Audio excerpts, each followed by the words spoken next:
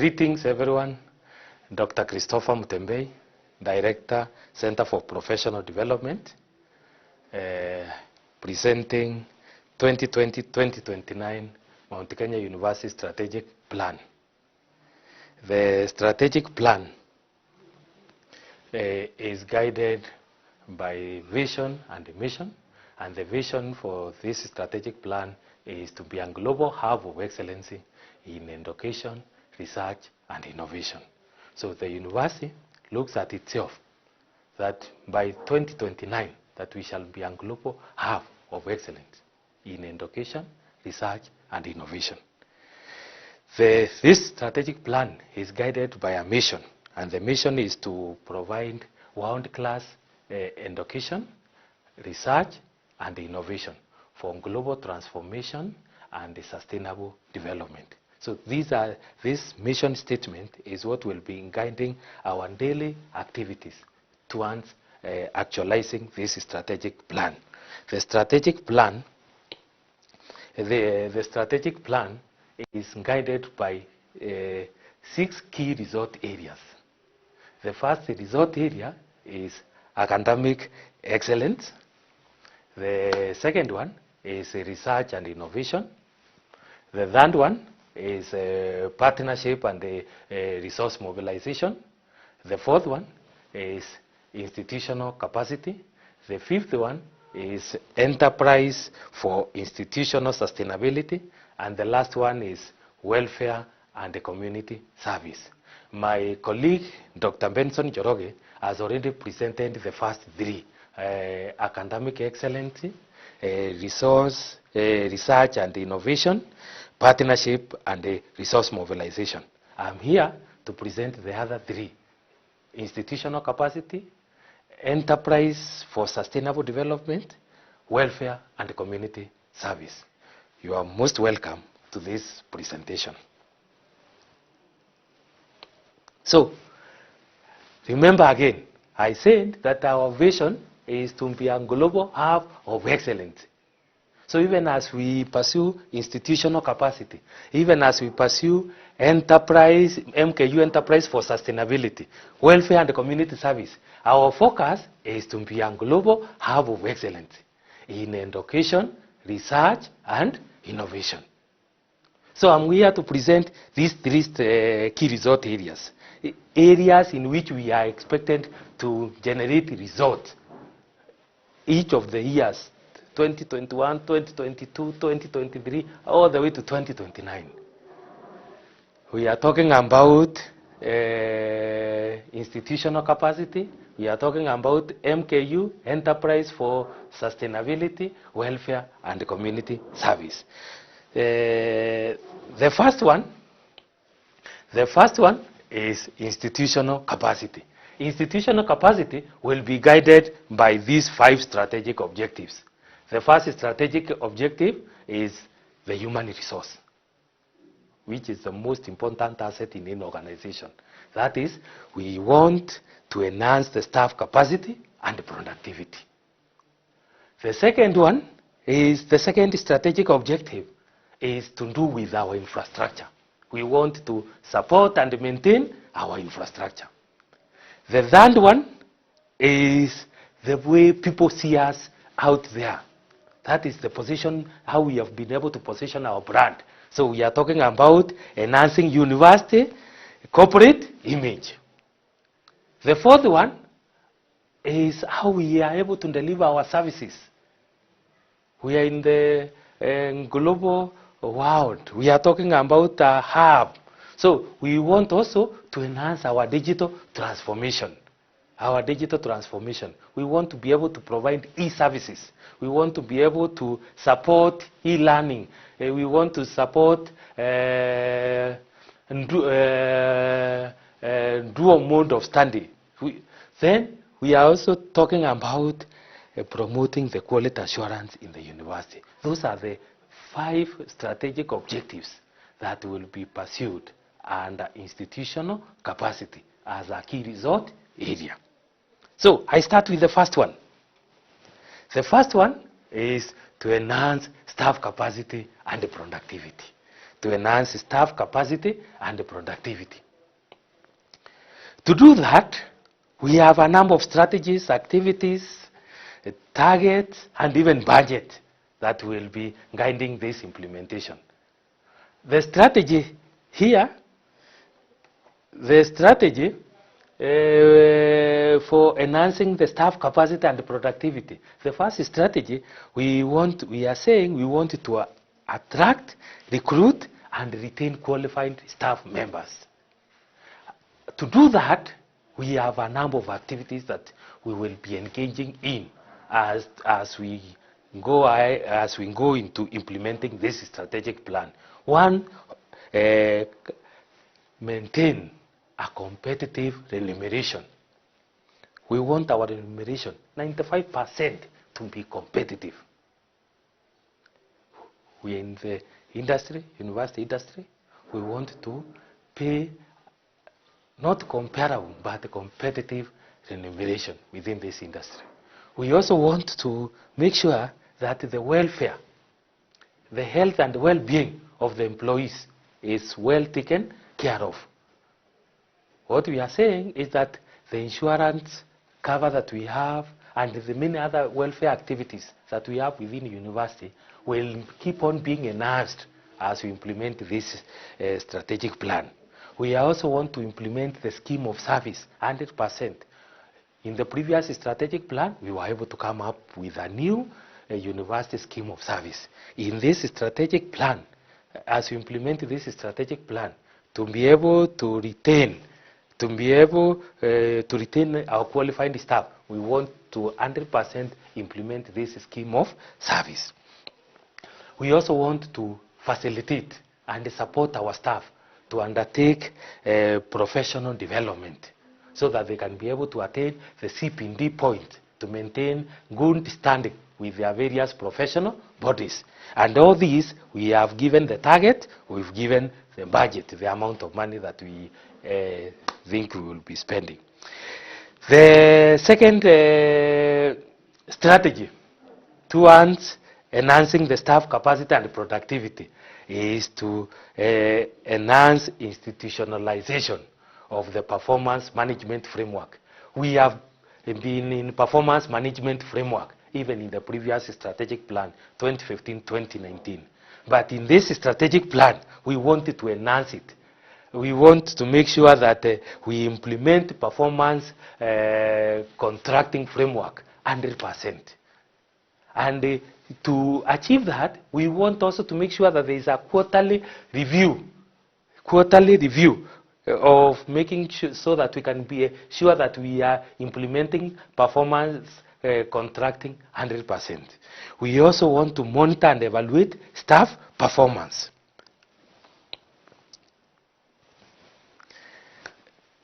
The second strategic objective, as far as institutional capacity is concerned, is to do with our infrastructure. Again, we want to support and maintain our infrastructure. We want to provide adequate facilities. In this case, then we are coming up with a university master plan. A master plan which will detail every activity that we want to have in the next 10 years and implement this university master plan. We also want to support, to be able to maintain our infrastructure. We want to come up with repair, maintenance, and improvement to improve our infrastructure. And therefore, we shall come up with the repair and maintenance schedules and implement them. Quarterly repair and maintenance schedules, and make sure that we implement them 100%. We also want to support and maintain our infrastructure through modernizing our security and surveillance. We have access controls, but we want to enhance them. We have surveillance, we have CCTVs, but we also want to enhance them. We also want to conduct security awareness training at least 3 times. So every semester, every trimester, we have a security awareness training. Every semester, a security awareness training to be able, again, as part of supporting and maintaining our infrastructure. The third strategic objective, as far as institutional capacity is concerned, as a resort area, is to enhance university corporate image and branding. To enhance the university corporate image and branding. We are talking about how people see the university out there. Both the internal customers and the external customers. How they see the university. So we are saying that we will strengthen our university profile and visibility. And to do this, we will undertake several publicity activities, from our scholars publishing in the Google Scholar, publishing in top-notch journals, and many other activities, conferences, and many other activities. We also want to implement the communication and the media strategy that we have. And our target, as far as this is concerned, is that we want to be top 4 in webmetric ranking as a university. Right now, we are top 10, but we want to make sure that we are top 4. That will give us assurance that we are visible. We are visible out there. And that will enhance our university strategic enrollment. Because even as the students, as they pursue their secondary education, they will be already aware about us as a university, the product we have, and what areas they can pursue. The fourth strategic objective is to do with digital transformation. So we want to enhance the university digital transformation. To do that, we have a number of strategies. We have 4 strategies. The first strategy is to expand our ICT infrastructure. We want to have more internet services. We want to have technology and other devices. We are talking about the second one is to enhance automation and re-engineering. There are areas that we already automated, but because of the changes that are taking place, we need to relook at them again and even re-automate them. So we are looking at some of the processes that we automated and re-engineering them. But we also want to enhance automation from academic registrar's office to the animations and many other areas within the university. So, and to do that, to be able to re-engineer, we will do system audits, we will look at the user needs and others. We also want to improve integration of the ICT in teaching and learning. We want to shape the future classroom. We want to have at least 120 e-learning champions in the university. So we are talking about more than 5 e-learning champions in every department. People who can help others, who can mentor others, so that we can be able to shape the future classroom. The future classroom will be guided by digital transformation. We are also talking about ensuring the security of the ICT resources and the environment. As we automate, we are also aware that for this to be, we need to make sure that we have maximum security of our ICT. And therefore, we shall encourage ethical hacking. We will recruit young people out there to try to hack our system. At least 12, and see per year. At least 12. We see how can. We also want to create awareness about security, why it is important to change your password, why it is important to lock your computer, from the basic issues of security. We are also talking about capacity building of the technical staff, because as we want to ensure the security of our ICT environment, then the staff also have to be in that standard. So we capacity building for the staff, all the staff that are in the ICT will be an activity that we shall be undertaking towards actualizing this strategic plan. The last strategic objective, as far as institutional capacity is concerned, is to promote compliance to quality assurance in the university. So we are talking about ensuring, the strategy is to ensure compliance with quality assurance standards. We are ISO certified university. We want to ensure that we comply with that. We want to ensure that we comply with other ISO standards. The one for ICT, ISO for the laboratories, all those ISO. But we also want to ensure that we enhance our internal and external quality assurance standards. The reviews that we do, the yearly reviews, the assessment that we do, the audit that we do. And we are targeting around 13 quality assurance committees, and we are looking at around 52 reviews, like 4 reviews per each school. So that is it for institutional capacity. The fifth key result area is MKU Enterprise for Sustainability. We are looking at MKU and other new areas. And in this, we also have 5 strategic objectives. The first one is to promote synergetic relationship with the allied strategic business units. We are talking about coming up with a strategic relationship with our TV47, coming up with a strategic relationship with Equip Africa and other aligned strategic business units. Strategic business units that we have a common ownership, that we have some commonalities. We are talking about strategic business units that, for example, housed into our institution, like Roadster. That we are right now, we have 20 young people monitoring over 500 trucks in the US. We are talking about synergetic relationship with such aligned strategic business units.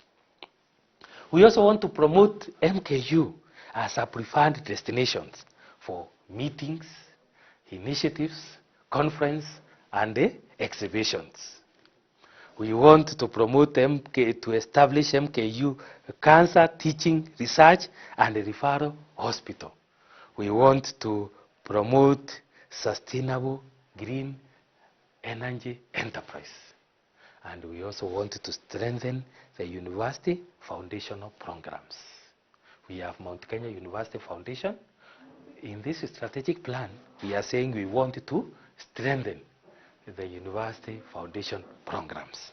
So those are the 5 strategic objectives that we shall be pursuing in this second key result area.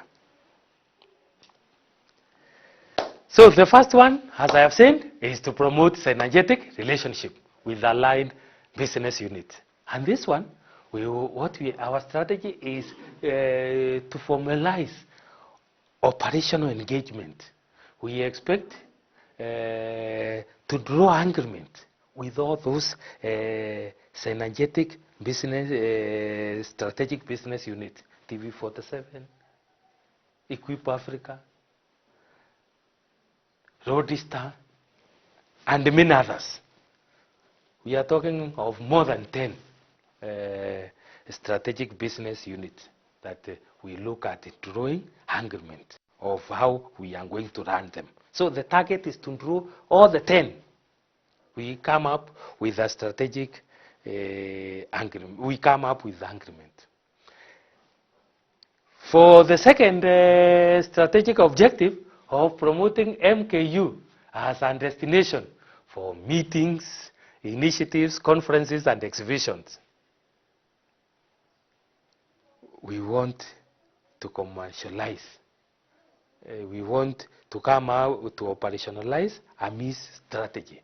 So the strategy is to come up with a strategy of how we are going to come to make Mount Kenya the destination of meetings, initiatives, conferences, and exhibitions. The region that we are in houses majority of the SACCOs. The SACCO movement, the cooperative movement, is from this region. Each of the cooperative is expected to have annual general meeting. And we have a modern, ultra-modern convention center. That convention center can be the destination for those annual general meetings. And that is what we want to. That is why we want to commercialize it and other facilities, the grounds and many other facilities within the university. The third strategic objective for this is to establish MKU, Cancer Teaching, Research and Referral Hospital.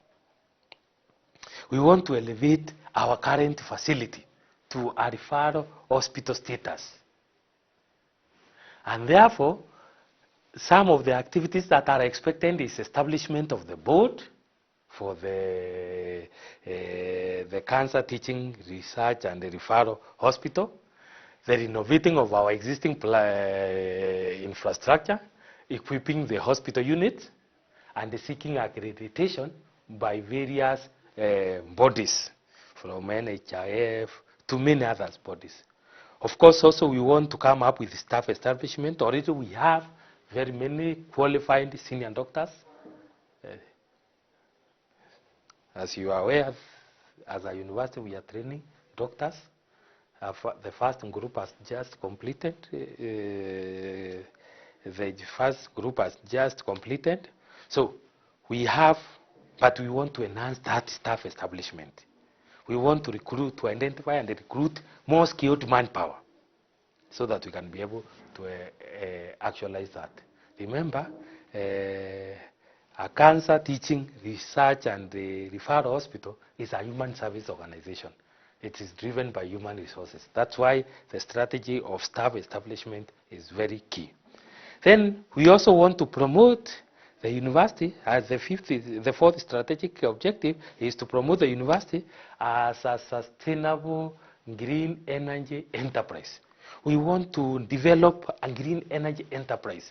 We want to make sure that we harness the green energy as a university. We harness the solar energy.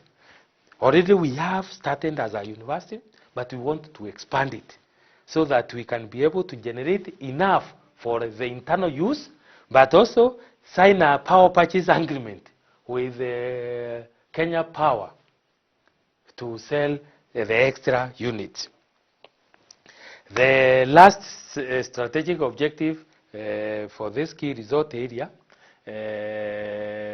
is to strengthen the university foundation programs. So we want to enhance the endowment fund. We want to mobilize more resources to enhance the endowment fund. We also want to promote viable resource streams for scholarships. We want to increase the level of scholarships that we are able to get per year. We are talking about more than 300 million of scholarships per year to help our students.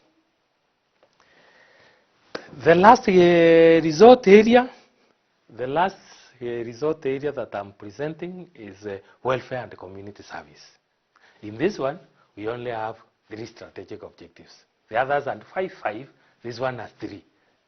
The first one is to enhance student welfare programs. The second one is to strengthen student governance. And the third one is to promote community service and development.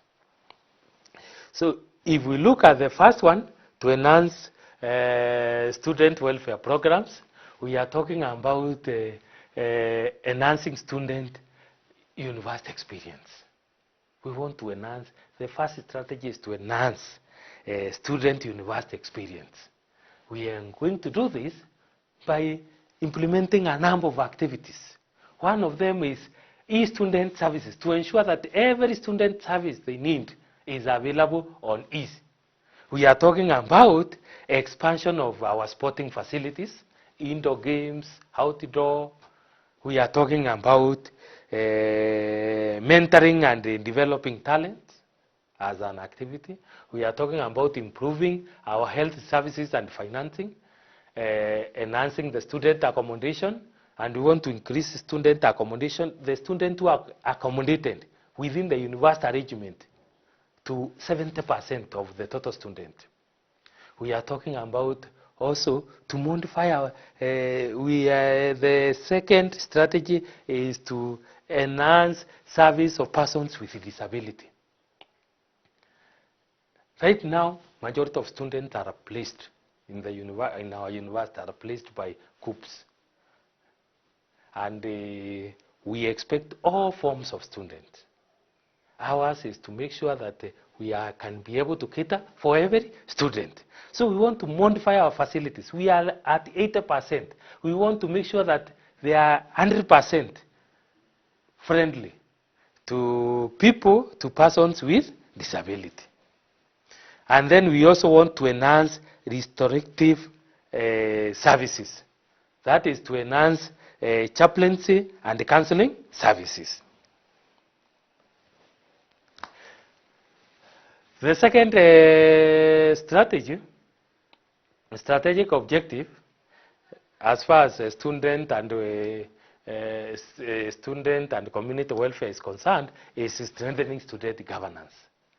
We want to ensure that we enhance the student leadership skills. To do that, we will engage resource persons who will facilitate, train them. We will train more and more peer counselors. We also want to strengthen the involvement of students in decision making by making sure that they undertake leadership training programs and also experiential learning of student leaders by incorporating them into various committees within the university where they participate and they become part of the decision makers. The third objective in this key result area is to promote community service and development. To promote community service and development. And we have two strategies. One is to enhance student and staff engagement in community services. They are already doing it, but we want to enhance it more. We want more students, we want more staff engaged in community services. We want more clubs engaged in community services. We want more of our teachers, more of our staff being in the board, in the school board of management, in being in the churches, mosque, and other areas of influence. We also want to promote corporate social responsibility by sponsorship. So we are targeting increasing the number of activities that we are sponsoring, at least 50 activities. So those are the three key result areas that I wanted to present this morning. And to actualize this strategic plan, we have a number of monitoring tools that have been incorporated in the strategic plan. One of them is annual performance contract and quarterly work plans that everybody within the university community will be expected to sign our annual performance contract and have a quarterly work plans. We also expect annual budget and the quarterly expenditure reviews. All these are aligned to this strategic plan. We also expect annual staff appraisals guided by the performance, by the annual performance contract, by the quarterly work plans, guided by the budget. We expect annual performance. And then There is a monitoring and evaluation committee that is supposed to be established by the Vice Chancellor. Also, their report will be tools of monitoring this strategic plan. Thank you for listening to my presentation.